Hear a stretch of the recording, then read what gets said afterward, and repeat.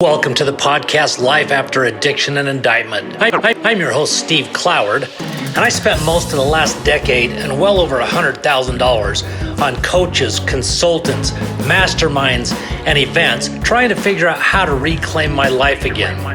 On this podcast, I'm going to share the tools, the tips, the tricks, and the hacks that allowed me to forgive myself so that I could reclaim my life again. I'll be interviewing experts in mindset, leadership, entrepreneurship, sales, marketing, branding, and so much more. I'm glad you're here. Sit back and relax and enjoy the show. Let's go! This is Life After Addiction and Indictment. Hey, welcome to Life After Addiction and Indictment. I'm your host, Steve Cloward. Appreciate you taking the time out to listen to the show. And if you have found value in any of the episodes or this episode or any future episodes, I'd appreciate it if you would give us a 5-star written review on Apple iTunes. And if you find the value, share it with any of your family member, friends, anybody that could benefit from the things that we talk about. And today I've got a guest who is a successful, filmmaker. He's recently released his first book. And welcome to the show, Daniel Hess. I appreciate you taking the time out of your day today. Of course. Thank you so much for having me. It's a complete pleasure. Oh, you bet. I appreciate it. So, as I kind of read through some of your stuff and looked at your website and things, you're obviously a pretty young guy still. And, I try. Yeah. And, you had a fairly traumatic event as a youngster, but age 10, I guess you lost your best friend.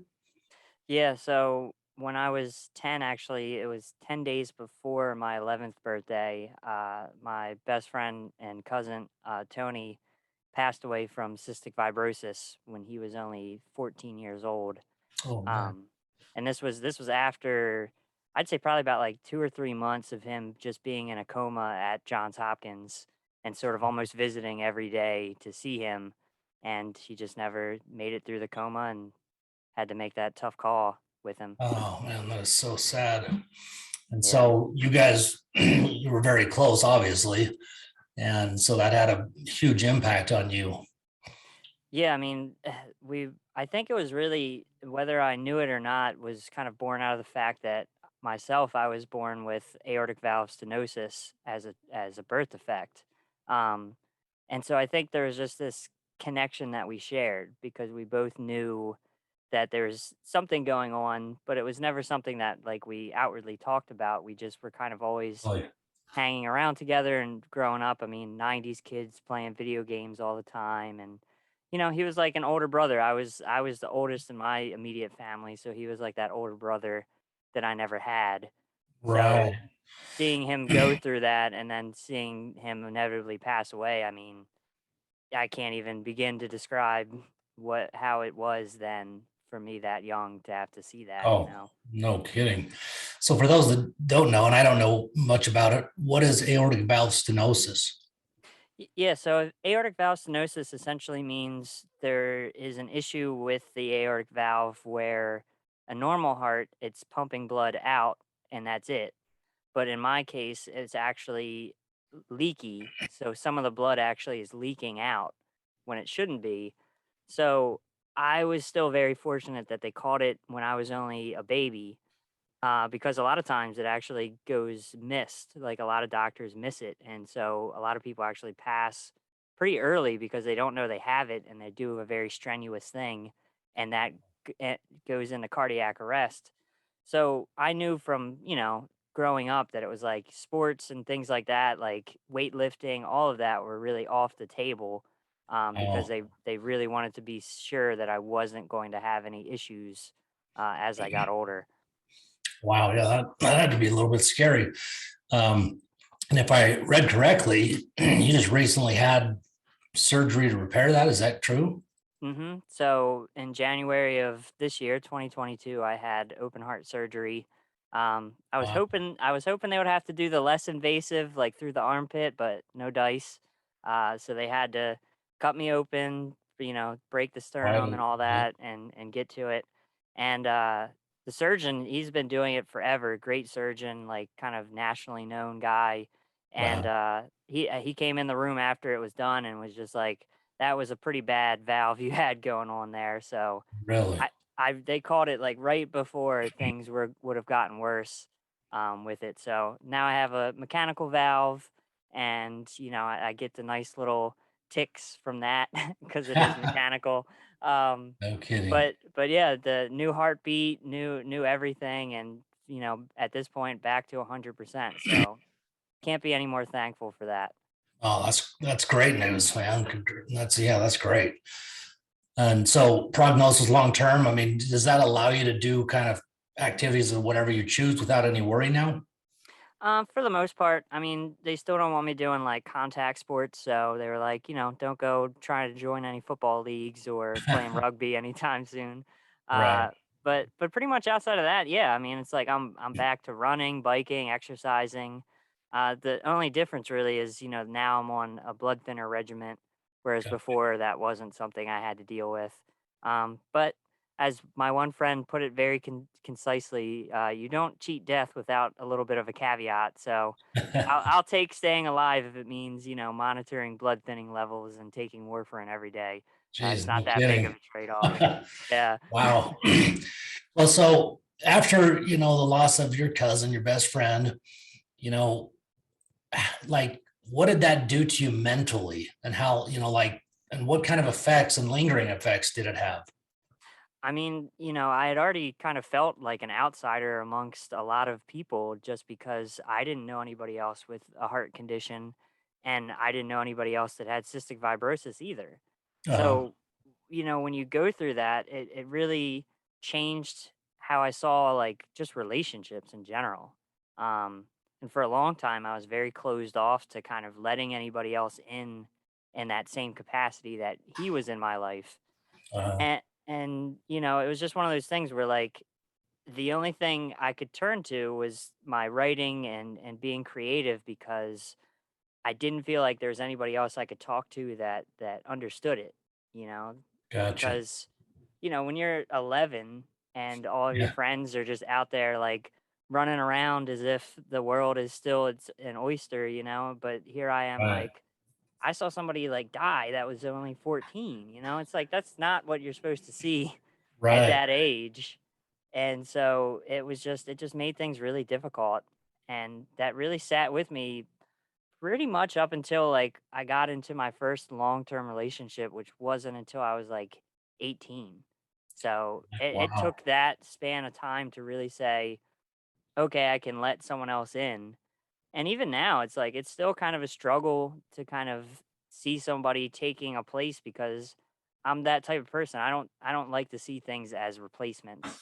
You Yeah. know, Yeah. I think we kind of get that attitude, like especially with like pets and things like that. But I'm just like, whenever I lose something like that, I always have like a long gap of time before I let something else kind of come in, because I just feel like I don't know some kind of version of respect, or I don't know. My mind sort of does some gymnastics with that one, which Yeah. is a It's whole very other thing. interesting. Yeah. Well, yeah, obviously, when you have that kind of a close relationship, I mean, I can kind of understand what you're talking about. Yeah.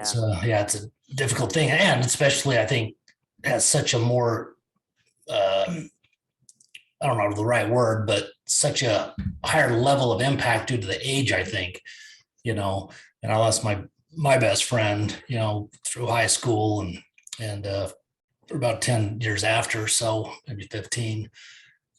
He died in 2006, Wow. from cancer. And it was one of the toughest things I've ever had to deal with. And, nobody will fill that void, obviously. Um, and, I got a picture of him on my wall right over there. And, it's one of those things. It's just tough, but, just try to learn from it and move on. And, Hmm. so eventually you had this kind of desire inside of you, the gene of creativity, which I wish I had more of, frankly. um, and you started to run with it. Talk to us about, your journey there and what got you to kind of where you're at today. And for those that are listening that are looking to, who are stuck, who, for whatever reason, it doesn't matter if it's addiction, indictment, a death, whatever trial, we all have life, and nobody's going to get away unscathed, Hmm.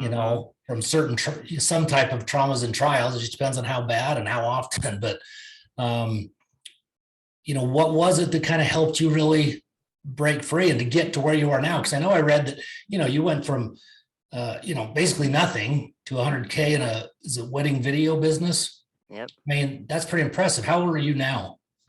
I'm 31.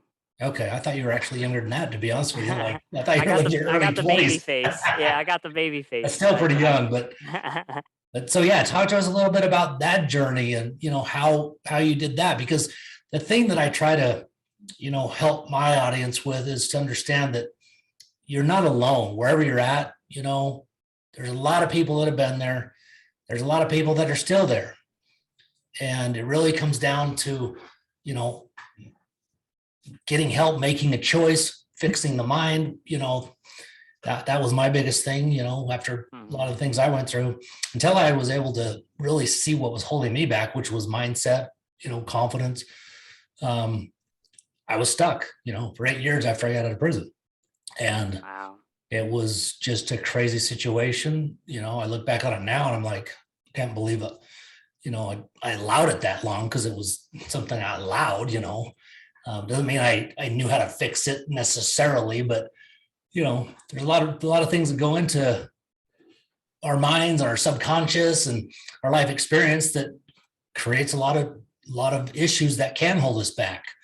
And so, kind of let's talk about your journey and what got you finding the success, and breaking free, from that trauma you had. And you've talked a little bit about it, but and to where you're at now, and what motivated you to write your book, and a little bit about your book. I looked on Amazon. I'm going to grab it tonight, and it gives a description, which I'll include in the show notes, so that people will see that, as well as links to connect with you and to buy the book. So anyway, I'll turn it back over to you. Yeah, so I mean, I'd say again, kind of like what you had mentioned with the confidence aspect. I feel like throughout my life, I wish I would have honed in on the creativity as something I could do all the time at a lot younger of an age. Because it was, I mean, when I look back on my life, it was always there. Uh-huh. When I was a kid, the first time I can remember instances of this blossoming creativity was, I used to watch the old like 1960s and 70s Godzilla movies, Uh-huh. and I loved it. I thought it was so creative and interesting, and I can remember making up new monsters and new storylines for Godzilla even way back then when I was like Oh, 5, wow. 6. Yeah, it was always there.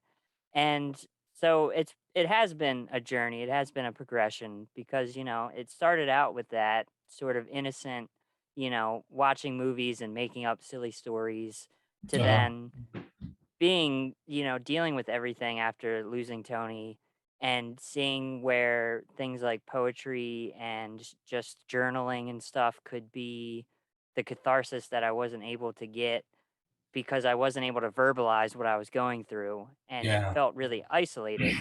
So that was my next step into realizing that, like, wow, this can be a much deeper art form than I'm kind of giving it credit for.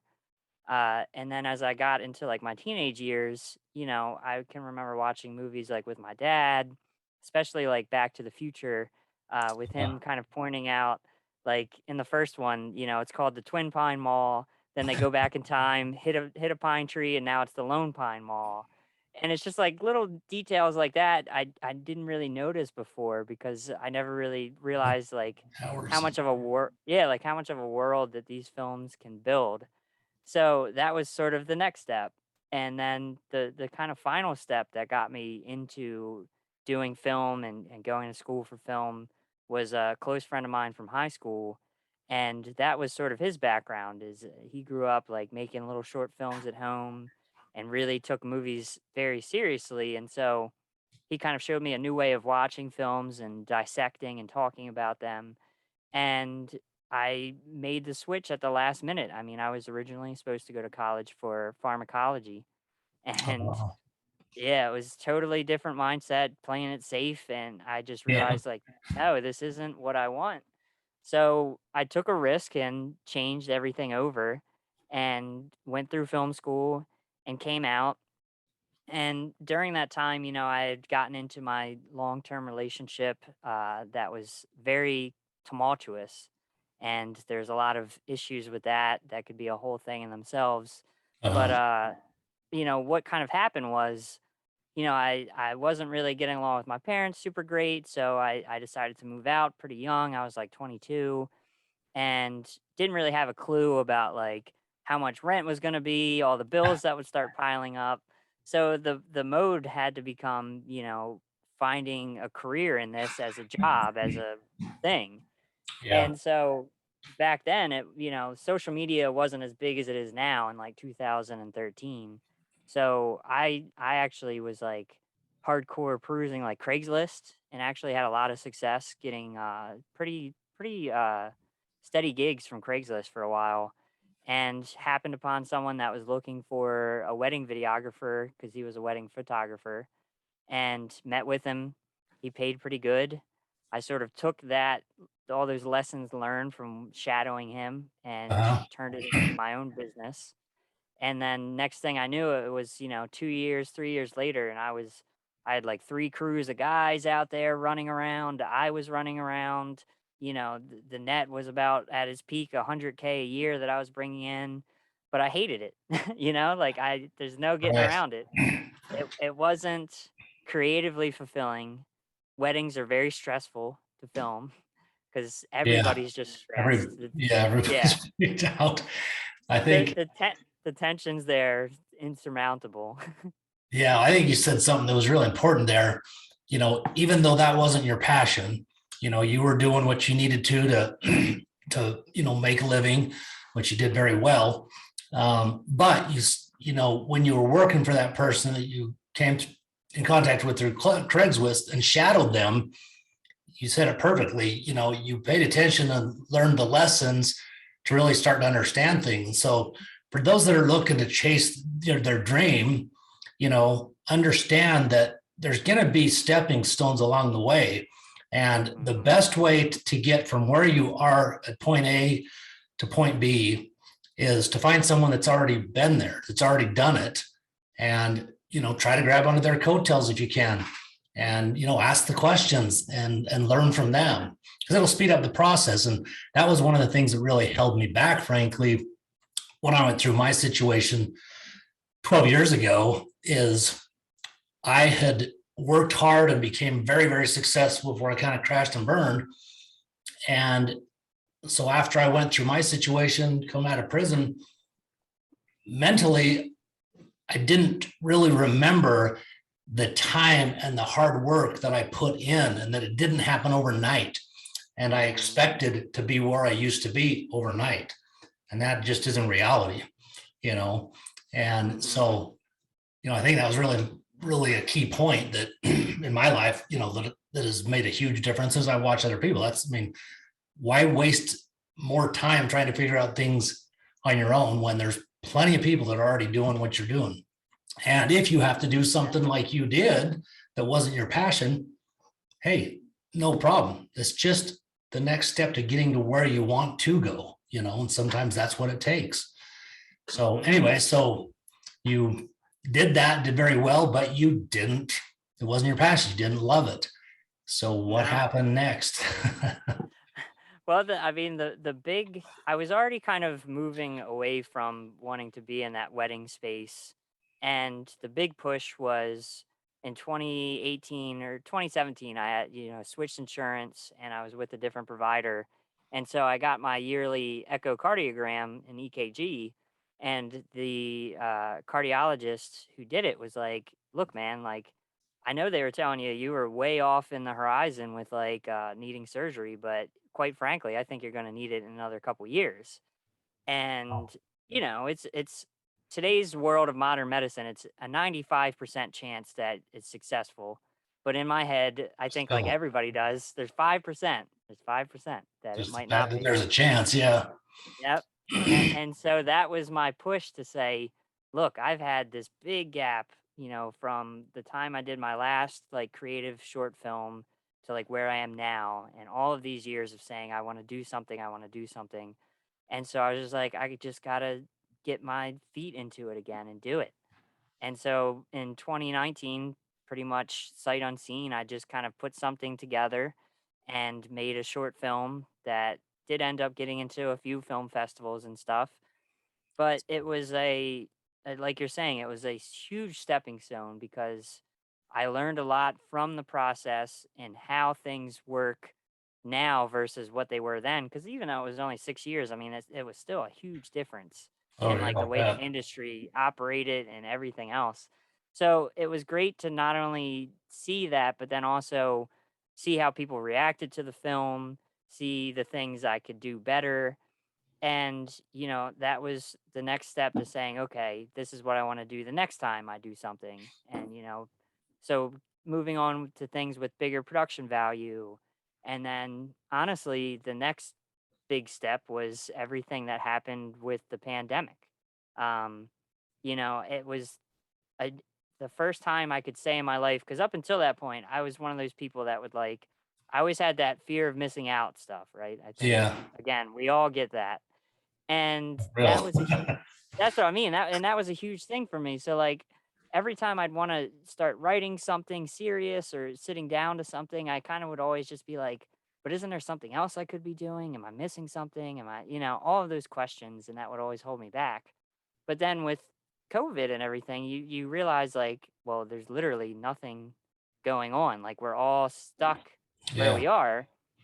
So there wasn't that, like, fear anymore, and I had been telling myself I wanted to write a feature film script forever.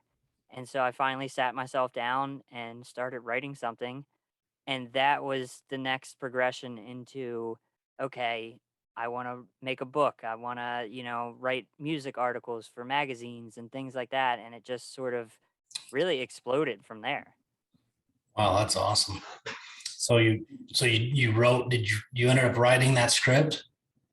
Yeah, so as of right now, I have two feature film scripts that are completely finished and ready to go. It's just a matter of, the film industry is a completely different entity and very fickle. It's a fickle beast. That's what I say. Yeah. So right now, I have a lot of people that are interested in it, but it's right now it's in that phase where it's, trying to get in line with an indie studio and trying to get the financing in place because I'm too much a perfectionist to not want to do it right. So I have my number in my head that I'm striving for to get, and Uh-huh. that's the only time when I will, get into that project and everything. So in the meantime, it's, I've Cool. been able to get it out with the books and the poetry and stuff like that, which has been great too. So yeah, it's all getting there. That's really cool. So you wrote the feature film scripts. Did you write your book in that time as well? The last couple of years? Yeah, so it was right before I released my first book, which was a collection of poetry in 2021. So it was late 2020 when I started writing Focus Puller. Um, and that process took me about like 9 or 10 months to do. But yeah, so I had written both the scripts I wanted to write, and then I moved over to writing the novel and everything. So yeah, I mean, it all kind of happened in that same year. I mean, it's hard to believe that that was only a year. It feels like forever at this point. what effect has that had on you? Do you feel, from a standpoint of helping you, just maybe from a subconscious level, even with, your experience of losing Tony and stuff like that? I mean, that help you at all? Oh, I mean, like the script especially was immense in helping me to get over a lot of things, including, losing Tony and what I'd kind of gone through with my first long-term relationship. It was as if I had this weight that was always there, and I couldn't believe that after writing something like that, it was just gone. Like Wow. it was completely gone. Like I was shocked. I shocked myself because I knew it was going to be a cathartic exercise, but I Yeah. had no idea it was just going to completely reshape who I am and regaining a lot of confidence that I'd lost from that, time in my life and everything. And same goes for the book itself too, because while it is a fictional book, there's still a lot of elements that I had gone through that I felt needed just to be on the page in some way, shape, or form. And it was the same deal. It was like anything that I felt like was bothering me, once I wrote it down, I just felt like I was sharing it with the world. And that to me was just this like relief. And yeah, it just totally transformed me in the last 2 years of just going through these exercises. There's no doubt.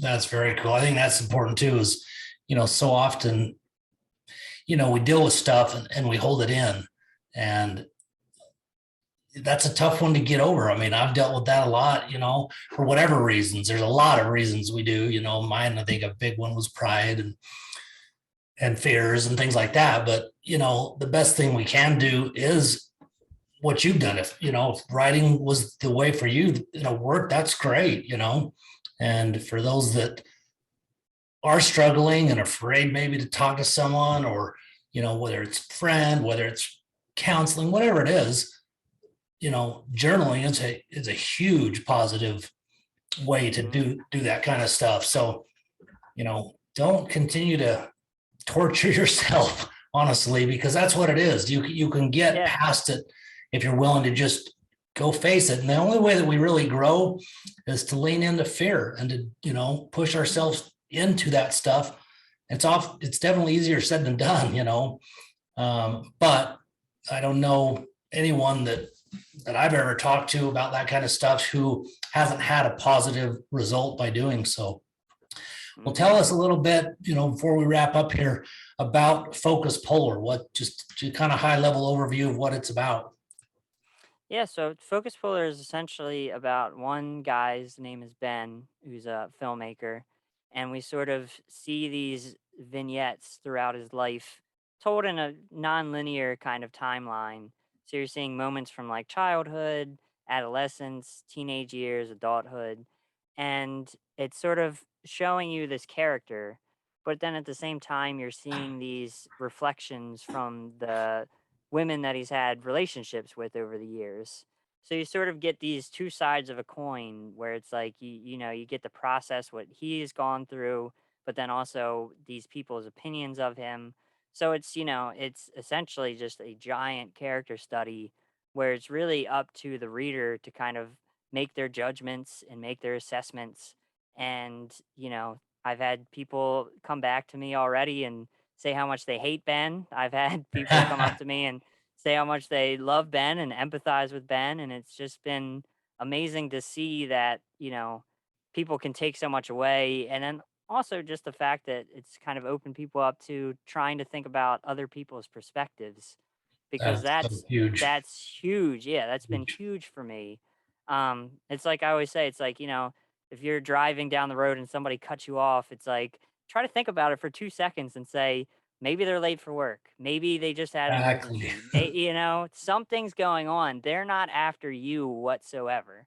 Such great And advice. that's in the moment that you flip that switch, it's just like you're never gonna have road rage again. It's just little things that will change, and that's what happened to me. Because trust me, I used to be the type of person who would get agitated very easily. But you just have to like think about it and say, there's something going on here, and let's just leave it at that.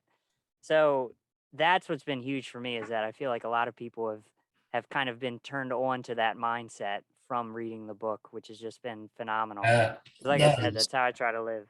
yeah, that is great advice. And I mean, that's probably one of the best lessons we all could implement in life, especially in the climate we're living in right now. You Mhm. know, it's so interesting because, we're a product of our environment, and whatever differences we all have, frankly, we're not that much different, No. when it comes down to it. That's the crazy part. And like you said, we just have to be willing to see a different perspective, or consider at least, because like you said, we're not out to get each other. We're not out to piss people off intentionally. I mean, there's very few people that do that. There's some, but it's very few, and overall, the majority of people are good people. They have good hearts, but we all have life, and life gets in the way, to make us react in ways, like you said, road rage or whatever it is. It's silly. It really is silly when you think about it. And then when you put it in the perspective that you did, we don't know what they're going through. That's the bottom line. We do not know what else is going on in somebody's life that we're allowing them to affect us, which is frankly pathetic, And that's the crazy part of it. So I'm interested. I'm curious to get that and to see what I think about Ben now. So that's pretty cool. Yeah, I was going to say, you have to let me know, because I will for sure. Yeah. Fascinating. That's very cool. Well, where can people reach you? I'll have everything obviously in the show notes, and I'm going to make a little shout out here right now to the reason I'm doing this is one of my biggest, I don't know if fan's the right word, but that listens to this podcast, consistently is my high school English teacher. So, you're the perfect guy. He's written a ton of books. He's a big time phenomenal photographer. I mean, the guy is so talented, and I have an immense amount of respect for him. And so, Michael Rudder, appreciate you listening. I appreciate your feedback. But anyway, so tell us where people can find you and connect with you if they want to. Yeah, so I say the easiest is my website, which is twotonyproductions.com. Cool. And from there, you can find links to like my Instagram, Facebook, LinkedIn, Twitter. I'm even on Goodreads, all those places. And, even from the website, you can always drop me an email or anything like that. I'm always happy to just chat with people. Awesome. Well, I'll go get the book. And like I said, I've already got the link in the show description, so that'll be there. And I wish you luck, and we'll keep in touch, and I'll definitely give you some feedback on the book and give you my perspective. I'm curious, very curious now. So, but yeah, thanks so much for your time, man. Yeah, of course. And I was going to say, it's if Michael out there wants to give it some feedback too, I'd be very appreciative. Awesome. Yeah, that'd be cool. That would be awesome. Yeah. All right, Rudder, you heard him call you out. Hey, well, do it. Thanks a lot, Daniel, and we'll be in touch. Have a great weekend. Thanks, you too. Okay. If you're a small business owner and want to acquire 5-star Google reviews on autopilot, Backbone CRM is the platform for you. It is the review and messaging platform for local business. It not only will get you your reviews on autopilot, it makes it easier to convert leads, message customers, get paid all in one place. Not only that, but Backbone will allow you to convert more website visitors into leads and more sales conversations with web chat. You can manage your messages with a single inbox for text, Facebook message, Google messages, web chats, email, and a whole other slew of social platforms. It'll also give you the opportunity, if you miss a call, to automatically text back. So when you're away, Backbone will follow up via text so you never lose another customer. You can grow your audience and know where each and every lead is coming from. Backbone is the all-in-one place platform to get you more leads and customers and Google reviews on autopilot. In fact, one of our clients that we onboarded last week, the day after we launched their company with Backbone, they received 5-star Google reviews the very next day, and they all came in within a 25-minute span. They were blown away. So if you're not afraid of getting more customers to your business, check out the short demo video at www.backbonecrm.io. That's backbonecrm.io, or you can give us a call at 888-668-5338.